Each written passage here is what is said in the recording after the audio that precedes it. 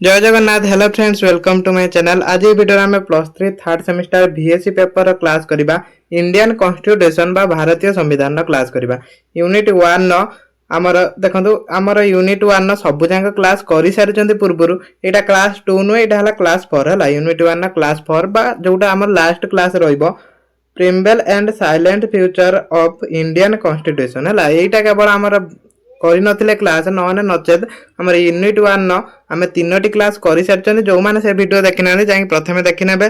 देखंतु गोटे काम करिवे, खाली वीडियो गोटे लाइक कमेंट करिवे आ लास्ट जाई देखंतु। आ देखंतु जो माने रेगुलर क्लास करिया पय चाहउचंदी आपण माने चैनल को सब्सक्राइब कर देबे, काहे ना आमे सब दिन आमे क्लास करिबा जोटा हमर इंडियन कॉन्स्टिट्यूशन हला। भारतीय संविधान प्रस्तावना प्रथम पढ़िबा।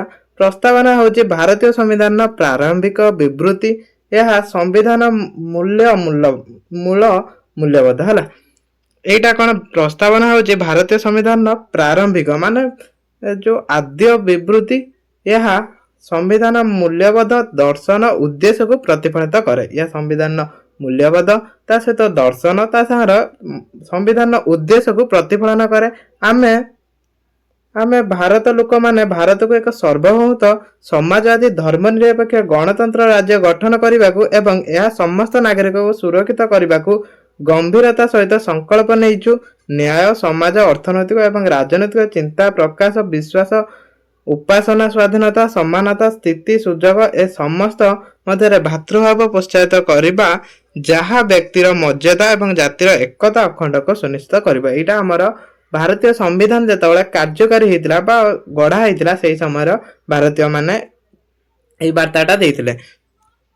तो समस्त द्वारा एई भारतीय संविधानटा स्वीकार हेतिला। तेणु एइटा हमर संविधान स्थानित पाइथिला। आम संविधान सभा 1949 मसिया नवेम्बर मास 26 तारिख रे एई संविधान को ग्रहण करिछु, प्रणयन करिछु, निजको प्रदान करिछु। एइटा भारतीयवासी माने कहिथिले। प्रस्तावना थिबा मुख्य शब्द गुड़िया कौन? प्रस्तावना आमर सार्वभौमत्व थिला। सार्वभौमत्व होची कौन? भारत स्वाधीन या निजस्व आईन तैयारी करिबा क्षमता अछि। भारत होची स्वाधीन, तार निजस्व आईन तैयारी करिवार क्षमता रहिछि। प्रत्येक राष्ट्रर सार्वभौमत्व क्षमता थाए। एटा मध्ये आम भारतर सार्वभौमत्व क्षमता अछि जेहेतु आम भारत स्वाधीन।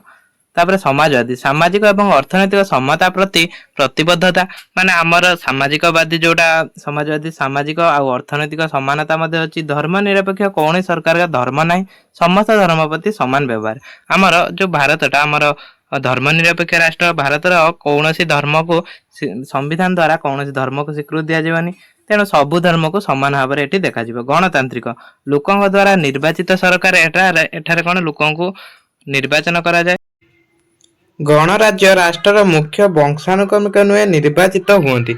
ए जो आमर देखो पूर्व कौन होता राजा माने जेतले शासन करते से समय रे राजांक पुओ कौन करथुला ना ताको वंश अनुसार से माने शासन करते। किंतु एबे कौन गणराज्य रे राष्ट्र मुख्य वंशानुक्रमे नुहे बंचे लोक निर्वाचित करथांती। जहा को लोक निर्वाचित करथांती सेही माने ही शासन करंती। न्याय सामाजिक अर्थनैतिक राजनैतिक निरपेक्ष रुए। देखो जो न्याय रुए सेटा सामाजिक न्याय ता सहित अर्थनैतिक राजनैतिक न्याय सबू निरपेक्ष रुए। कहारी भी जो राष्ट्र कहारी सपोर्ट नियनि एटा निरपेक्ष रुए।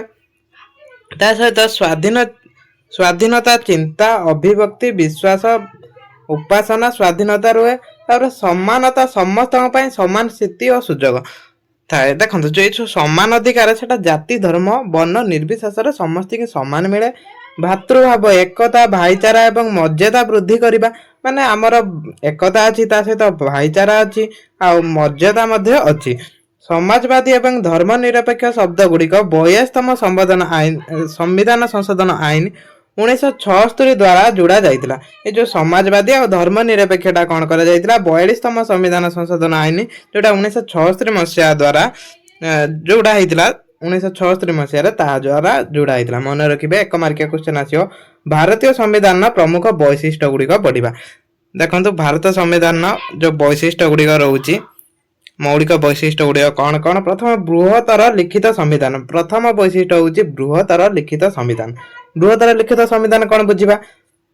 भारत संविधान पृथ्वीर बृहत्तम लिखित संविधान बोली इंग्रज संविधान विशेषज्ञ आइनभर जेन्नी मत प्रकाश करिसेंती। एही संविधान एक प्रस्तावन 395 धारा और 10 अनुसूची रही। तार आम भारत संविधान एक बृहत्तर लिखित संविधान। एथिर 395 धारा रही सहित 10 अनुसूची रही। यही विशालकाय हेबार कारण है शासन पर आवश्यक समस्त आईन को लिपिबद्ध करा जायछि। शासन पर जेतिक भी आईन सबु संविधान स्थान पाई।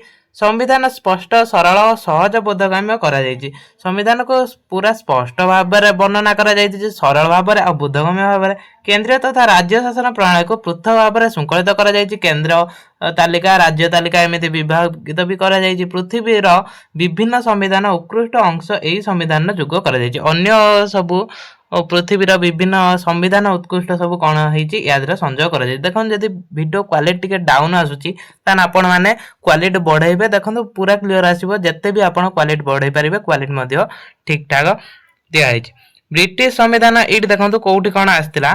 ब्रिटिश संविधान संशोधन तथा दायित्वमूलक शासन व्यवस्था। आयरलैंड संविधान राष्ट्र निर्देशात्मक नीति आसाला। अमेरिका संविधान मौलिक अधिकार आसाला। संघीय शासन व्यवस्था। जर्मनी संविधान राष्ट्रपति जरूरी कालीन क्षमता आसाला। ता सहित 1935 मसीह भारत शासन आईन रु अन्य बहु व्यवस्था अणा जाए भारत संविधान जुग कर ये सब कौटी कौटा आसाला एटा मन रखिए। सेहीपरि अमेरिका स्वाधीनता आंदोलन और फरासी राष्ट्र विप्लव आदर्श भारतीय संविधान प्रस्तावन प्रतिफलित होइछि। भारत संविधान विशाल रूप लक्ष्य करी जेन्नी यहाको आईनजीवी नंदनकानन बोली कहते। किए कहते जेन्नी यहाको आईनजीवी नंदनकानन बोली कहते कहा भारतीय संविधान को। आतापरे सेकेंड वैशिष्ट्य कौन भारतीय संविधान संघीय शासन। संघीय शासन हूँ भी गोटे वैशिष्ट्य। भारतीय शासन व्यवस्था संघीय पर्यायभुक्त अटे।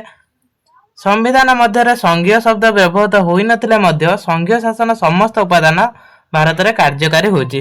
भारत संविधान सीना संघीय शब्द व्यवहार है किंतु समस्त उपादान भारत में कार्य कर। संविधान प्रथम धारा भारत को राज्य मानक एक संघ भाव में दर्शाई। संविधान प्रथम धारा दर्शाई कि भारत कौन राज्य मानक एक संघ। भारत संविधान लिखित अटे। यह अनेकांशर अनमनीय अटे। केंद्र और सरकार राज्य सरकार नाम दुईटी शासन काल भारत में कार्यकारी होची। भारत में दुईटी शासन काल कार्यकारी होची।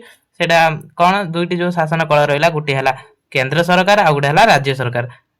संविधान सप्तम अनुसूची अनुଯାयी केंद्र और राज्य मध्य क्षमता बंटन कर। केंद्र राज्य अनुसार क्षमता बंटन कर। केंद्र तालिका राज्य तालिका एवं युग्म तालिका यथाक्रमे 98, 61, 53 विषय को दर्शा जायछि। केंद्र तालिका भारतीय संसदर कर्तृत्व अधीन राज्य तालिकाटा राज्य विधान मंडल कर्तृत्व अधीन थिला बेले युग्म तालिका उभय संसद और वैधानिक परिसरभुक्त करा जायछि। जो युग्म तालिका देखंतु जो केंद्र तालिकार केंद्र आईन प्रणयन करिवो, राज्य तालिकार राज्य आईन प्रणयन करिवो। ए जो युग्म तालिकाटा रहउछि युग्म तालिकार सेटा केंद्र और राज्य मिसिकी आईन प्रणयन करिवे।